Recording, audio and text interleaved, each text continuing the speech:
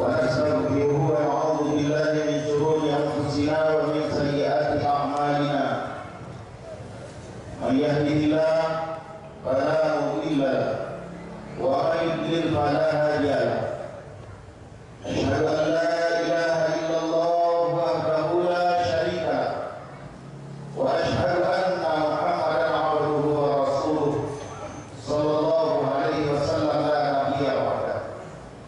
اللهم صل وسلم على هذا النبي الكريم وعلى آله وصحبه أجمعين ومن تبعهم بإحسان إلى يوم الدين. Ma'asyiral muslimin wal muslimat rahimakumullah, ittaqullaha haqqa tuqatih wa la tamutunna illa wa antum muslimun. Bapak-bapak, ibu-ibu, kaum muslimin dan kaum muslimat jemaah rahimakumullah. Pada hari ini tepat pada tanggal 10 Zulhijjah tahun 1443 Hijriah, bertepatan dengan 10 Juli tahun 2022, yang meskipun pada hari ini kita berselisih pendapat tentang penetapan tanggal 10 Zulhijjah, itu adalah tidak penting bagi kita. Yang paling penting bagi kita adalah menetapkan keyakinan kita sendiri. Karena memang inilah kondisi negeri kita hari ini. Kalau kita bayangkan pandangan kita dengan negeri yang lain, Brunei Darussalam misalnya, Malaysia, bahkan negara Hong Kong yang di sana muslim dan muslimat yang tidak sebanyak di negeri kita, ada hanya satu yang ditetapkan tentang pelaksanaan Idul Adha, yaitu ditetapkan oleh pemerintah. Kenapa demikian? Karena kita masih tetap yakin bahwa ada 5 hal yang memang itu adalah haknya pemerintah. 5 hal yang haknya pemerintah. Yang pertama adalah menetapkan tanggal 1 setiap bulannya pada tahun Hijriah, bukan pada tahun Masehi. Ketetapan bulan yang dijadikan sebagai patokan. Yang kedua, pemerintah adalah menetapkan hukum dan menjalankannya. Ini tidak bisa diambil oleh siapapun, sebesar apapun kekuatan yang ada pada sebuah lembaga. Maka ini adalah hak pemerintah. Yang ketiga, menetapkan di mana akan didirikan Jumat. Maka setiap masjid jami itu ditetapkan dengan SK oleh wali kota sebagai instansi pemerintah, penguasa ataupun raja. Yang keempat adalah menetapkan perbatasan 2 negara dan daerah. Dan yang kelima adalah menyatakan perang. Kelima hal ini adalah bahasanya penguasa atau pemerintah. Kaum muslimin, maka dengan ini meskipun berbeda 20 jam kita dengan Arab Saudi, puasa Arafah tidak ada hubungannya dengan wukuf sebenarnya. Wukuf di Arafah, karena memang puasa atau pelaksanaan puasa Arafah ini bermula semenjak Billahi Wabih, bermula dari ketentuan yang sudah ditanamkan semenjak zaman Nabi Ibrahim bersama anaknya Nabi Ismail alaihissalam. Kaum muslimin, kaum muslimat dan jemaah rahimahumullah, maka meskipun berbeda 20 jam, karena memang kita terlambat munculnya bulan yang telah ditentukan untuk kita. Ketika 4 jam berikutnya Arab Saudi telah melihat hilal tersebut, maka setiap bulannya sebenarnya pemerintah Arab Saudi selalu melihat bulan. Apabila kita tanya kapan wukuf di Arafah, pada tanggal 25 Zulhijjah atau pada tanggal 26 atau pada tanggal 27 atau 28-nya, mereka akan belum bisa menjawab karena bulan dilihat pada akhir bulan, pada sore sebelum akhir bulan yang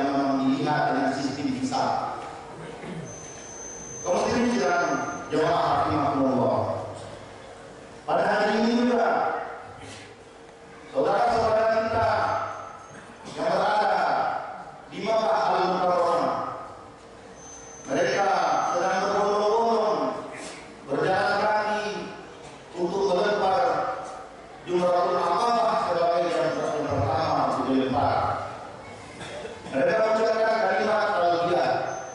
Labbaik Allahumma labbaik. Labbaik la syarika lak labbaik. Innal hamda wan ni'mata lak wal mulk la syarika lak. Setelah itu mereka melontar jumrah yang ketiga, Jumratul Aqabah.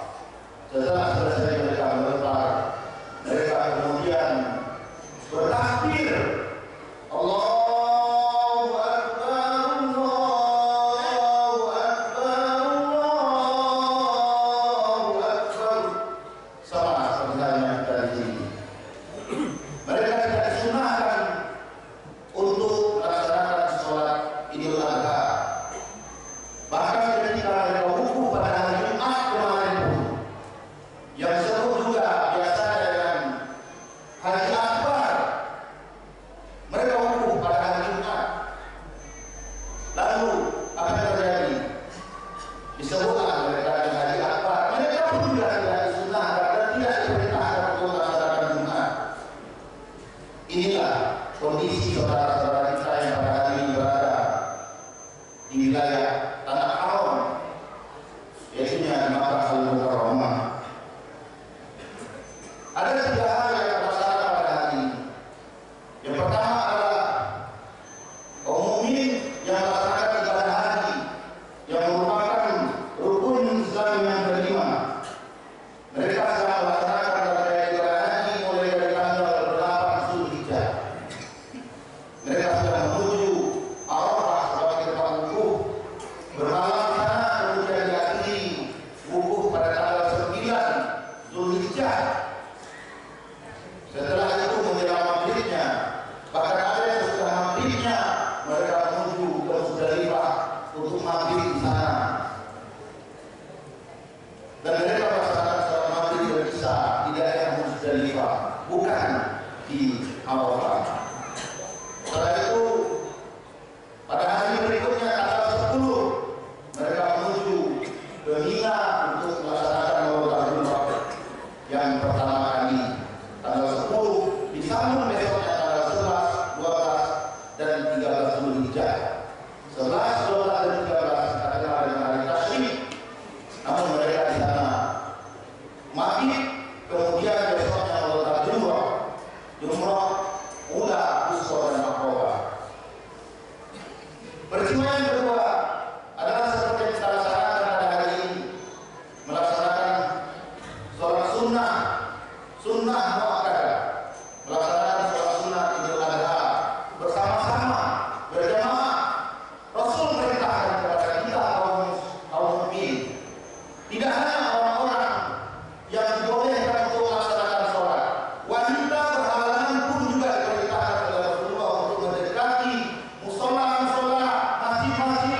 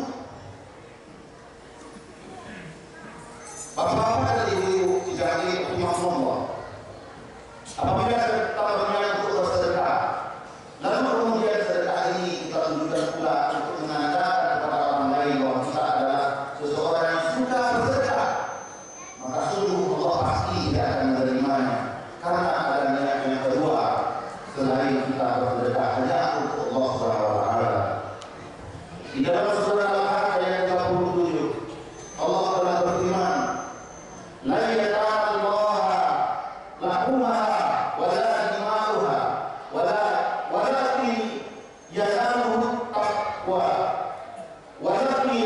taqwa minkum kadzalika sakhkharaha lakum litukabbirullaha 'ala ma hadakum wa basyiril muhsinin." Dan tidak diminta kendaraannya itu sekali-kali tidak dapat mencapai ridha Allah, tetapi ketakwaan dari kamulah yang dapat mencapainya. Demikian Allah telah menentukannya untuk kamu supaya kamu melakukan Allah terhadap hidayahnya kepadamu dan ternyata bergelia kepada orang-orang yang berbuat baik. Untuk ibadah haji pun demikian, kita diberitakan untuk ikhlas dalam melaksanakannya. Jangan kita melaksanakan ibadah haji untuk ukuran-ukuran yang lain, karena sesungguhnya di dalam sebuah hadis Rasulullah SAW yang diriwayatkan oleh Imam Bukhari, siapa yang berhaji sama Allah lalu dia berkata-kata buruk dan tidak berbuat kefasikan, maka dia pulang dari dirinya sebagaimana dia dilahirkan waktu dia dilahirkan dari kandungan ibunya. Apabila kita menunaikan ibadah haji lalu setelah kembalinya seseorang lupa menyebutkan kita bahwa kita sudah haji, Pak Haji atau Bu Haji, lalu kita berkati haji karenanya, maka sungguh berarti kita telah berdirian haji untuk menyatakan gelar tertentu, dan apabila dipanggil tidak menggunakan gelar tersebut kita menjadi berkati haji, maka niat ikhlas kepada Allah sudah hilang sama sekali. Kaum muslimin, kaum muslimat yang berjamaah rahimahumullah. Yang kedua adalah bagaimana kita belajar untuk mengikuti tuntunan Nabi Sallallahu Alaihi Wasallam. Dalam berkurban pun Rasul telah mengatur kita dengan baik. Bagaimana cara kita memilih hewan kurban yang baik dan benar? Kita tidak boleh sembarangan memilih hewan yang akan kita jadikan kurban. Misalnya saja kita hindari cacat yang ada pada tubuh hewan kurban yang akan kita jadikan. Buta sebelah, sakit yang jelas, pincang dan lain sebagainya. Bahkan unta yang sobek telinganya dari susunya atau ekornya terputus pun dilarang oleh Rasulullah untuk dijadikan hewan kurban. Bahkan untuk kita yang akan berkurban pun Rasulullah perintahkan kepada kita agar tidak mencukur rambut yang ada di tubuh kita, memotong kuku yang ada sampai hewan kurban kita sembelih. Ini adalah sunnah Rasulullah SAW. Apapun alasannya kita tidak peduli. Ketika Rasul berkata, maka kita taat dan patuh kepada beliau. Inilah ketaatan terhadap sunnah. Inilah ketaatan terhadap hadis Rasulullah SAW. Apabila ada di antara kita yang merasa berat untuk menerimanya, maka berarti kita adalah orang-orang yang berat hati untuk menerima Rasulullah secara utuh. Kemudian Rasulullah SAW pernah Abu Burdah yang merupakan paman dari Al-Bara bin Azib dari jalur ibunya menanyakan tentang sebuah hadis yang disampaikan oleh Rasulullah SAW. Siapa yang sholat seperti sholat kami dan memilih kurban seperti kurban kami, maka ia telah mendapatkan pahala kurban. Barang siapa berkurban sebelum Idul Adha, maka itu hanya sembelihan biasa yang ada sebelum sholat. Kaum muslimin, pertanyaan Abu Burdah adalah, wahai Rasulullah, aku telah menyembelih kambingku sebelum sholat Idul Adha. Aku tahu bahwa hari itu adalah hari untuk makan dan minum. Aku senang jika kambingku adalah binatang yang pertama sekali disembelih di rumahku. Oleh karena itu aku menyembelihnya dan aku sarapan dengannya sebelum aku sholat Idul Adha. Lalu apa kata Rasulullah SAW? Kambingmu hanyalah kambing biasa yang dimakan dagingnya, bukan dari daging kurbannya. Begitu pula dalam ibadah haji adalah sesuai tuntunan. Bagaimana pelaksanaan ibadah haji? Rasul perintahkan kepada kita untuk mengambil manasik haji Rasulullah SAW, tidak dari yang lain. Pelajaran yang ketiga yang bisa kita ambil adalah belajar untuk bersedekah dari harta kita.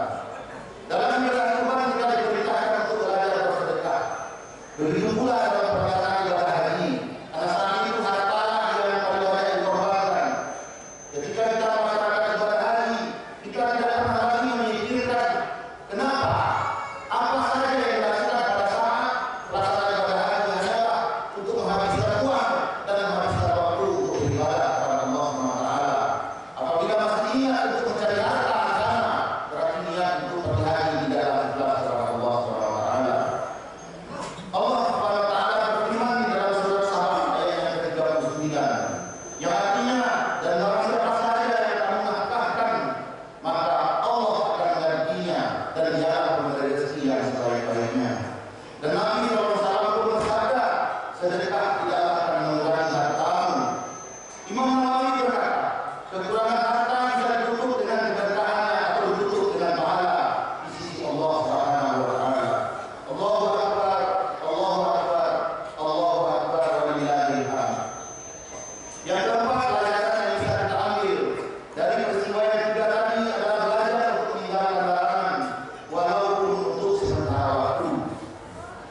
Di dalam ibadah